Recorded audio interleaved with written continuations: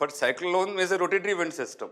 For northern hemisphere, it's rotating cyclone in the counterclockwise, in southern hemisphere rotating in a clockwise direction. Is it cyclone possible at equator? Yes or no? मैं पूछ क्या रहा हूँ, बता क्या रहे हो? I'm asking, is a cyclonic or rotatory wind system possible in equatorial region? Not possible. Why? Absolutely right. Coriolis effect is what? Zero. No deflection. For this rotatory wind system, wind has to what? Rotate. And rotation is present above equator, not at equator. Because Coriolis effect is zero at. So note one thing. No cyclonic formation. No cyclonic formation over what? Which region?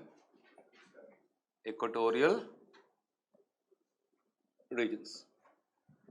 Because Coriolis effect is what? Zero.